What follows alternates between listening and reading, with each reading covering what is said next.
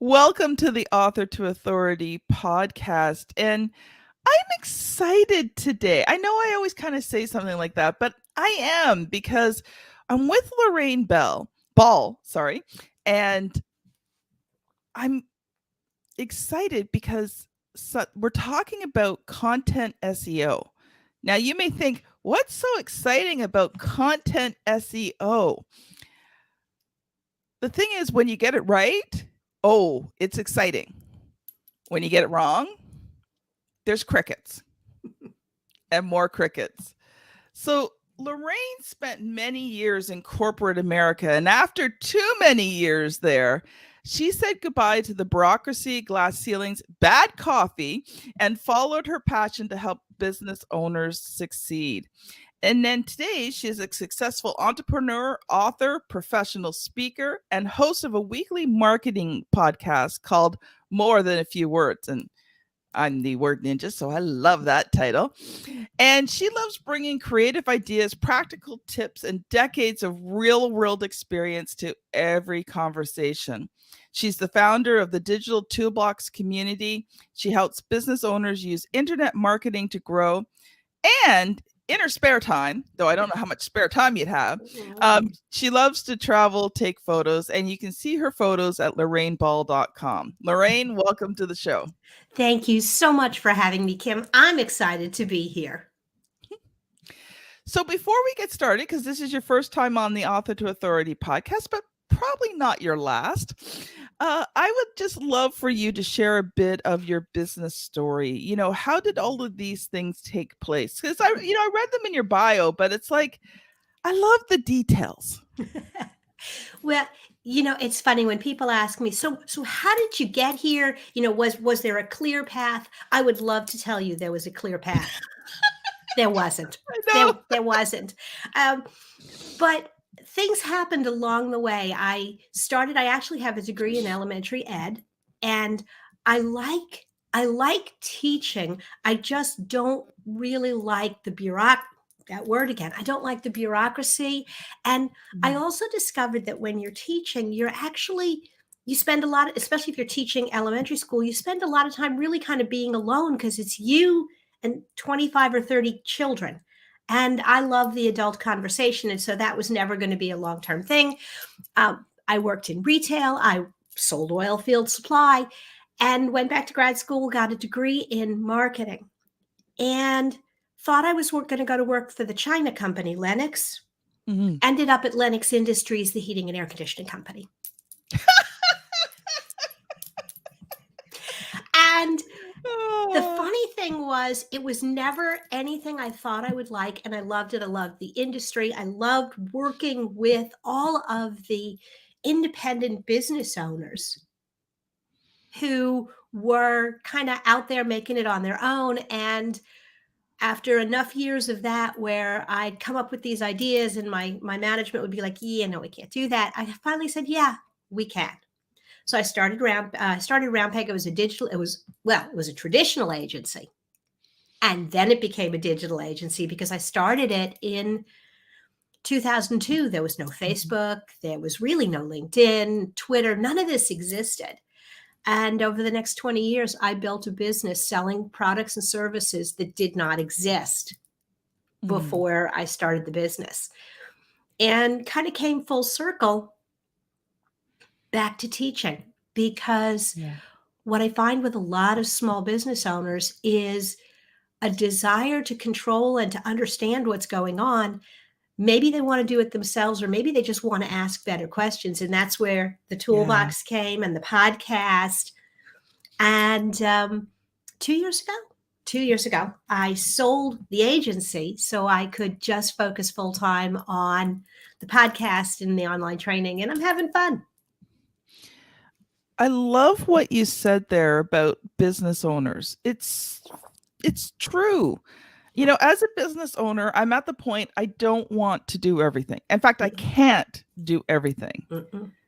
But I believe as an entrepreneur, I should be able to do every single aspect of my business. And so usually before I bring someone on, I'll learn how to do it myself. I think that's a wonderful approach.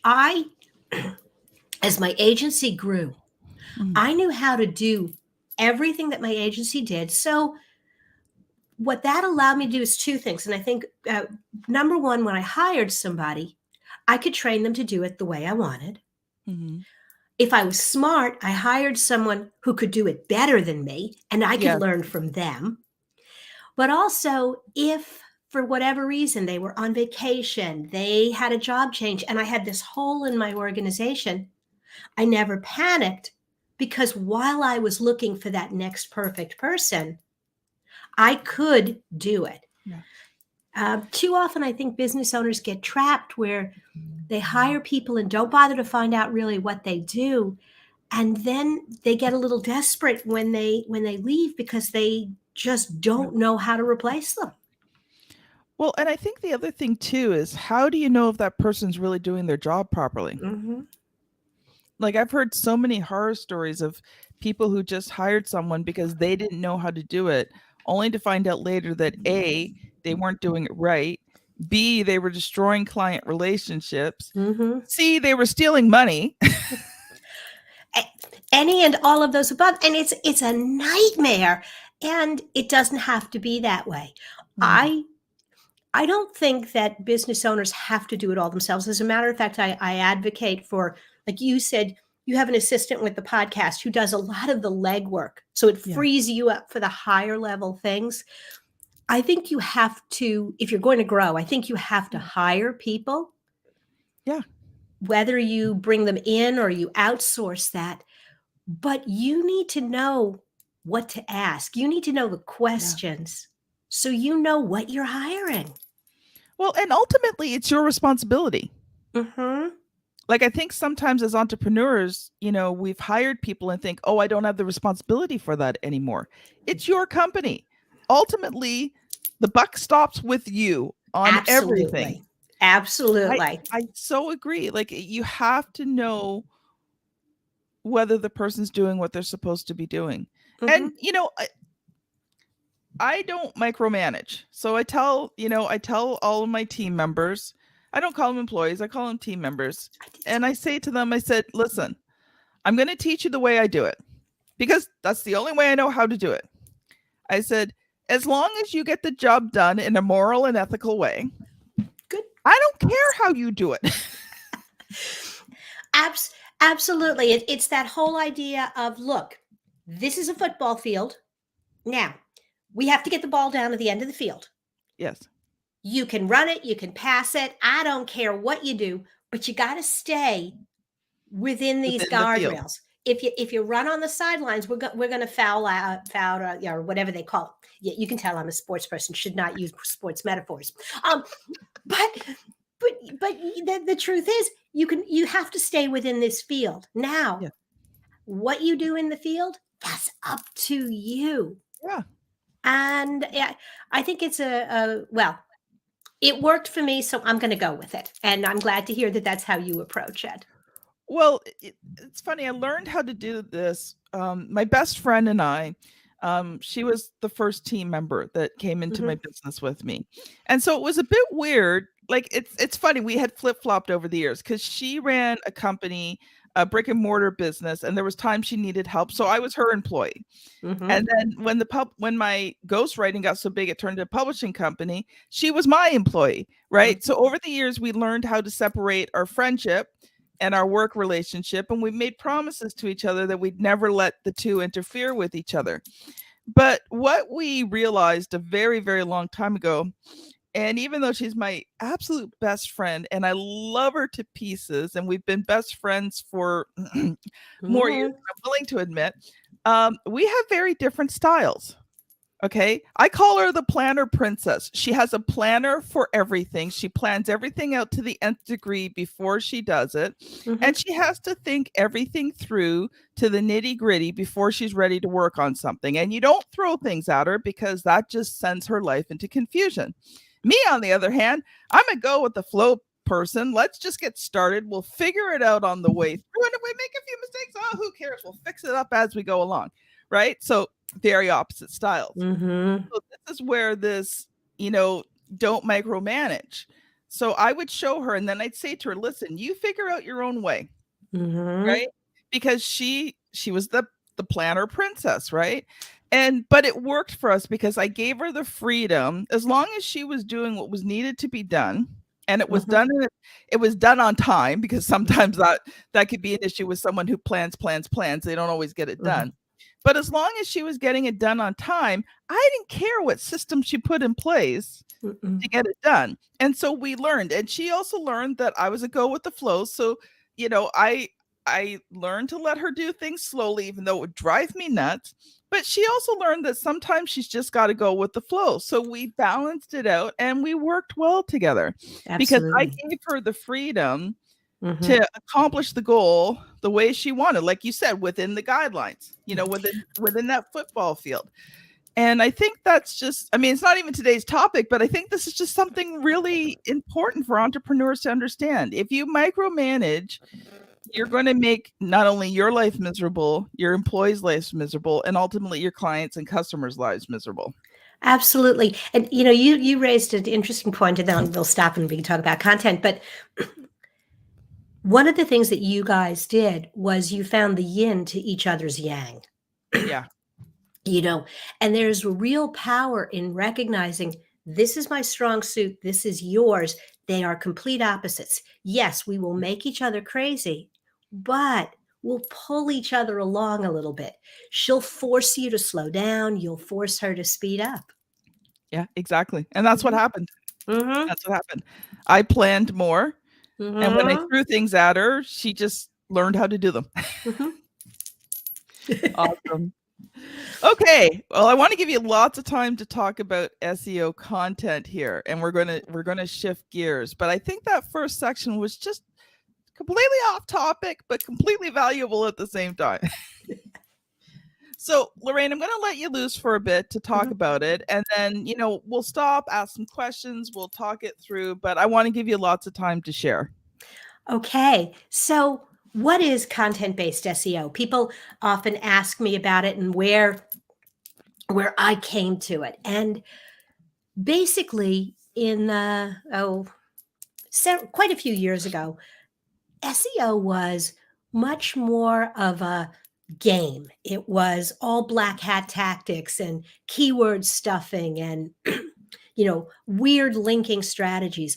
And I would look at this, and I was working on my clients' websites, and we were doing some content work for them. And I said, I don't think this is a good idea, because if you game the system and you bring people to your website, yes, you're going to win search. Good for you. But the people who come are not going to be the people who really care about what you have to say. You're not actually going to sell anything. So this whole exercise is just that, it's a waste of time. And honestly, I don't think this is a good strategy. And so we started focusing on content and really writing blog posts and articles and putting rich content on websites that Mhm. answered questions. Yeah. And I remember there was an update. It was the might have been the panda or penguin update, and it was quite a Slap down. few. But Google came um, Google came out and said, "Look, we're going to shift our algorithm, and we are going to focus on content." And I remember I had a lot of friends in the business who'd been telling me I was leaving money on the table, that I could make all this money if I would just do these linking strategies and things for my clients. And I kept saying no. And the funny thing was, the day after the Google announcement, there were two companies that basically ceased to exist, Yeah. because their whole model was about link building and gaming the system. And guess what? The Mhm. rules of the system changed. Yeah. My clients, it was a non-event for us. It actually was good, because overnight the content that Mhm. we were writing was actually getting more visibility.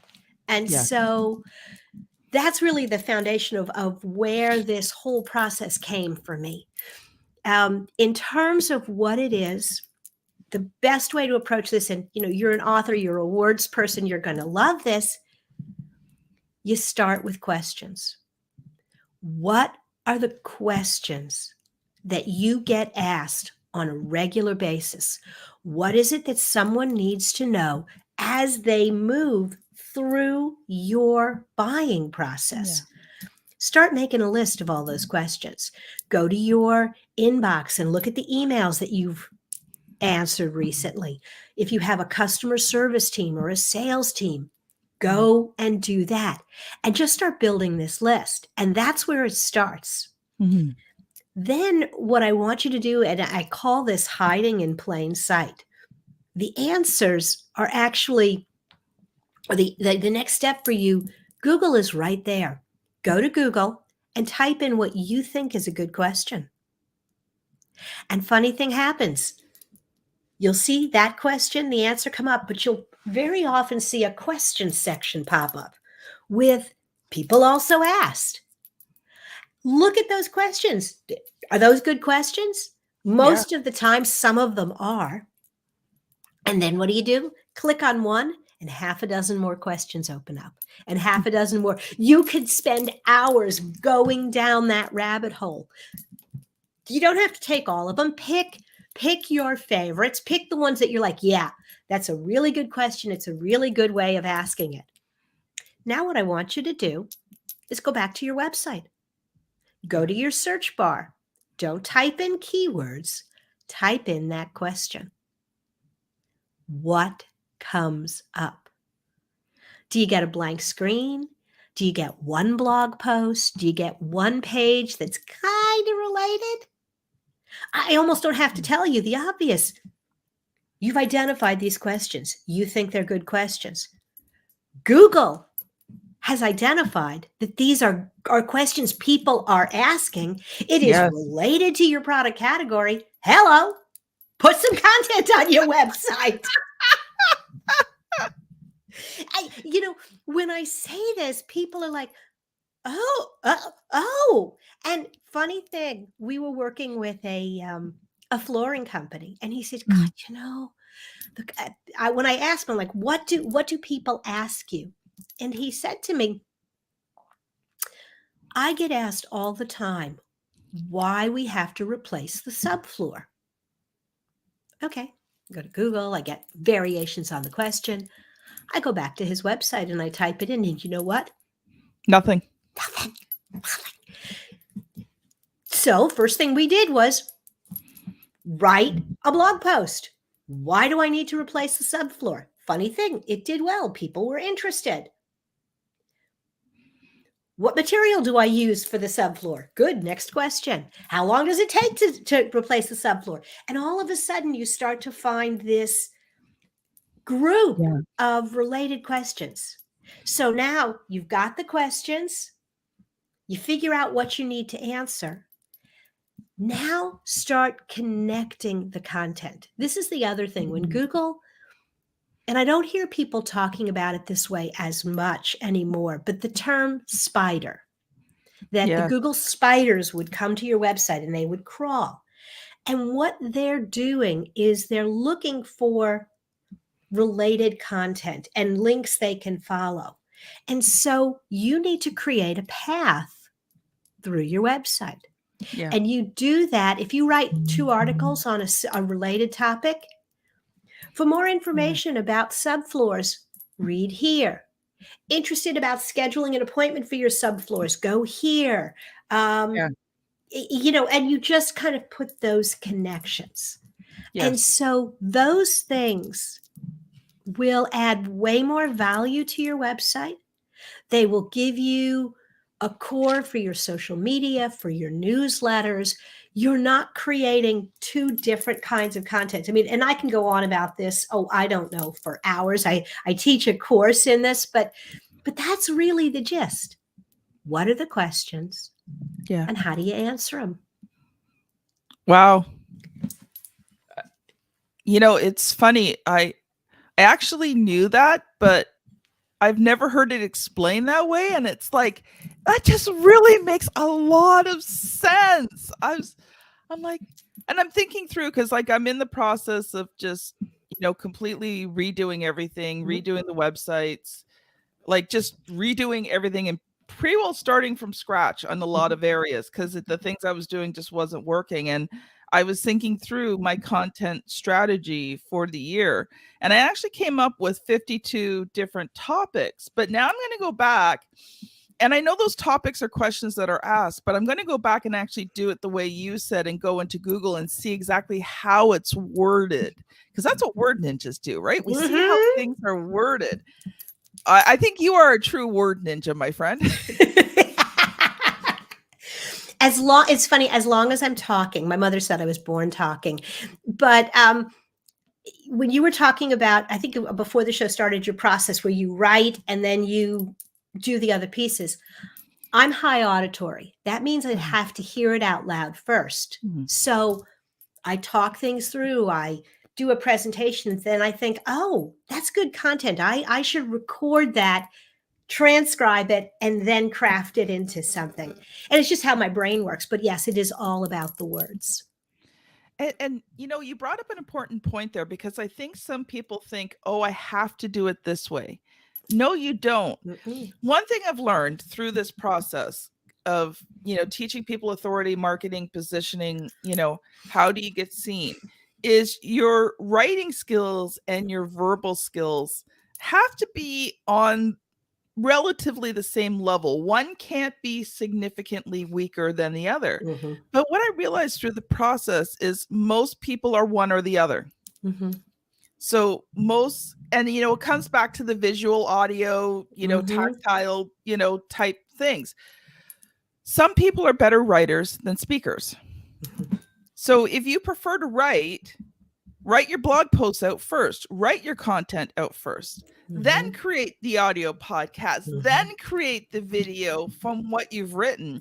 And a little secret, if you're using a laptop, what I used to do is I would have, I'd have Word open.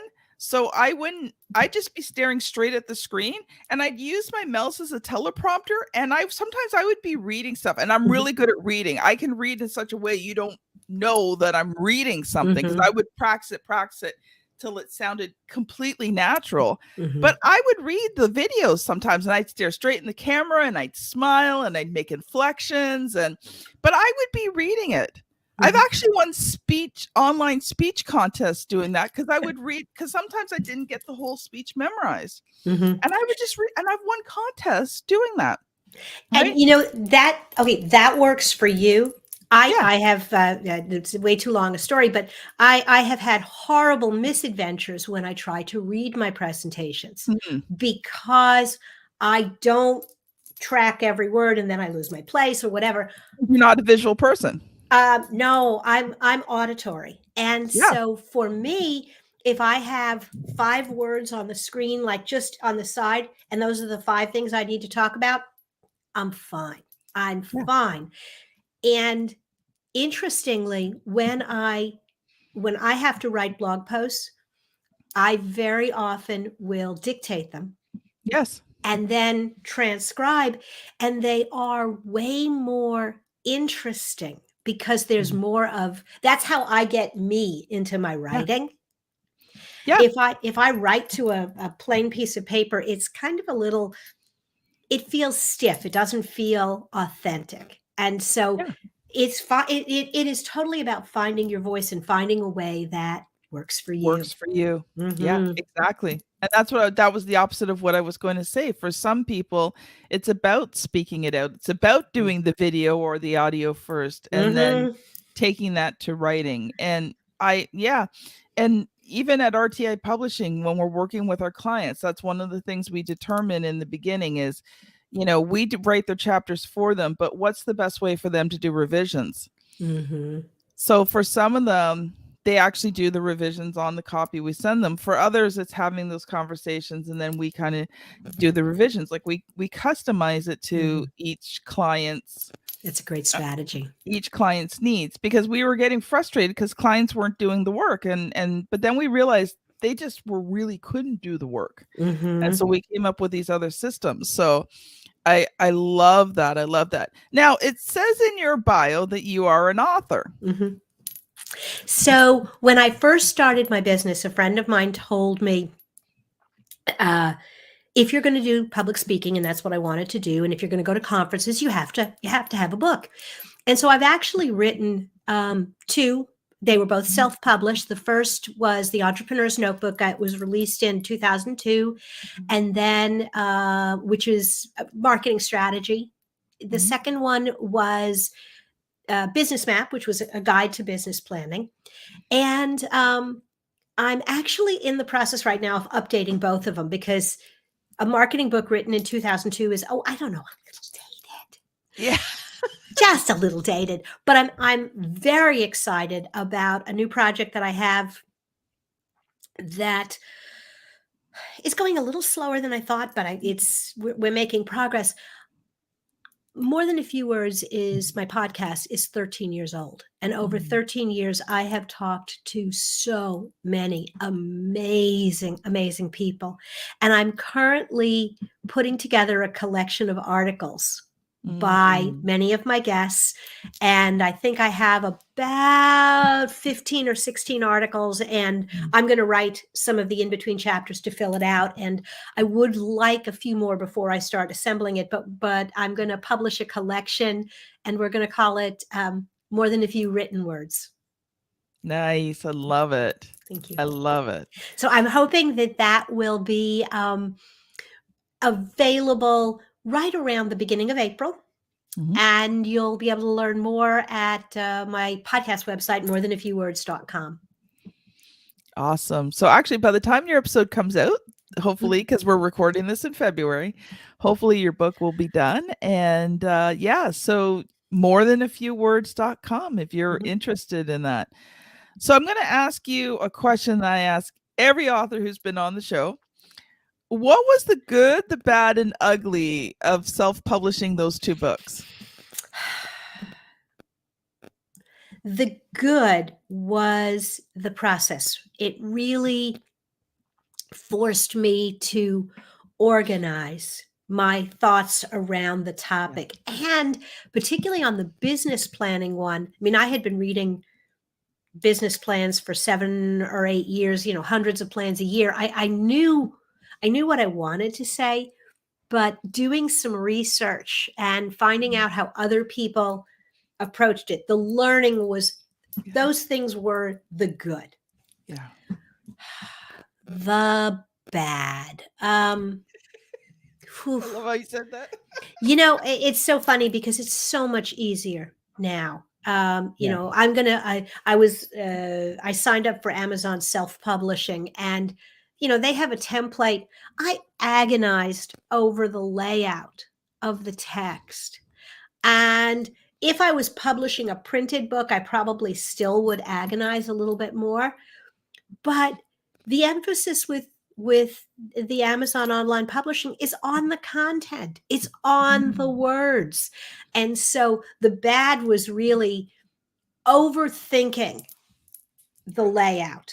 And especially now, I mean, I read all my books on my phone.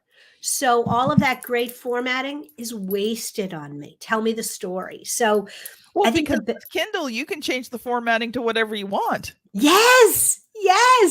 So, let it go. Just let it go. So I think the bad was definitely the waiting, just overthinking things that in the long run didn't matter. Ugly. Yeah. It was pretty painless back then. I found a good self-publishing company, and they worked with us. And one more thing. You don't have to do this anymore, with on-demand printing. But I mean, I was doing this. My first book was 2004. I think the second book was 2007. I sold or gave away at conferences almost all of the original printing of the first book. I have quite a few of those business plan books left, because you had to print so many, and you don't anymore. And so that was ugly. But I priced them in a way that if you are going to lock yourself into printing 500, price them in a way that you break even on 100. Because then you can give away. If you think you're writing the next great American novel, I think that's one thing. But if you're writing it as a book to build authority, to send as a preview of your speaking, or to negotiate a higher fee for your presentation, then build into your cost the fact that you're going to break even after you sell 100 and give the rest away. Yeah. Wow. I loved what you said, and I actually wrote that down because I think that is an incredible quote that I hope you don't mind. I'm going to use it a few times, but overthinking what didn't matter. Loved that. Now, I've got to admit, Kindle formatting's pretty easy now. Mm-hmm. Print formatting's still a bit of a beast. We're working on one of our clients' books, and the cover, we've been working on the cover, and even though we've been trying to get it exactly how Amazon wants it, it's out by less than 1/10 of an inch, and Amazon won't pass it. And we're like, and do you know how hard it is? It's not that easy adding that little bit of a piece to a book to make it work. On an edge of a cover that's not even going to be in the printed area. It's frustrating. Yeah. So, I actually, I was looking at the Amazon covers, and I feel your pain. I've decided that I'm going to do text with, basically everything is going to be on white space. Yeah. So if I'm off by 1/10 of an inch, fine, chop it off the end of the white space. I know, but not every design will work that way. No. Yeah, and I mean, we're getting it done, and it will probably be done today, but it's just like, seriously, Amazon, like, it's not even, there's nothing in that space, right? There's no wording, there's no graphics, it's just like, seriously. And even when they print the book and they cut all that off, it's going to be cut off anyway. But I'm like, so I explain to my clients that some days KDP is nice, and it's in a good mood, and it likes you. And some days it doesn't. Yeah, exactly. Yeah, some days it doesn't. So when you're, I'd have to ask you those questions. We can have a whole conversation on that one alone. Yes. We are running out of time. So what I would love for you to do, Lorraine, talk a little bit more about your podcast, and then how can people connect with you? So I'll answer the question in reverse. Look for me on LinkedIn. Yes, there are other Lorraine Balls, but you'll know you've got the right one when it says podcast host, author, whatever. That's me. So the best way to reach out to me is on LinkedIn. So come on, say hello. Tell me you heard me on Author to Authority, and we can chat about this and other things. The podcast, More Than a Few Words, is a marketing conversation for business owners. And it's a mixture of shows. There are short episodes that are just little marketing tips. They may run 1 or 2 minutes. And then there are conversations with marketing professionals that run 10, 12 minutes. And the format is very deliberate. My audience, they're business owners. They got a lot going on, and they're not sitting and watching. They're putting in their headset and they're multitasking. Yeah. They may be in their car. They may be sitting in a coffee shop. And I found that the short episodes really work, and people really like consuming that shorter content. Yeah. And I agree. Yeah. Well, and the other thing is that if somebody has a lot to say, we bring them back. Yeah. Exactly. I've done that too. Like, I used to let the episodes run really long, and now it's like, okay, if it needs to be continued, we stop. And then we just start the thing back up again, and we record episode 2, because some topics are just, you're getting into the meat of it, and it's just, it's not the right place to stop. But I found, like, we do half-an-hour episodes, which our audience seems to like it, because it gives us enough time for them to get some really great, good, practical, technical information. So Yeah, and I think, it's the same thing with podcasting. What works for you? Mhm. Does Mhm. shorter episodes work? Do longer episodes work? It's about testing, it's about seeing. Some podcasts are an hour, 2 hours long, and they work. Absolutely. And again, I've been doing this for 13 years. We did, oh my God, we did a live call-in show back in the day. And never want to do that again.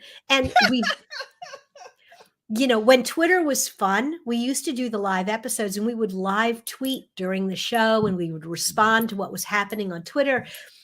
Twitter has changed, and also too many episodes where I didn't have a great guest and it was way too much work. Yeah. So the format works for me and for my audience. And I think you're right. You find your rhythm if you're going to do podcasting. Yeah. Lorraine, thank you. Thank you. This has been Lorraine Ball and Kim Thompson Pinder on the Author to Authority podcast. Thank you so much for listening, and we'll see you on the very next episode. Bye now.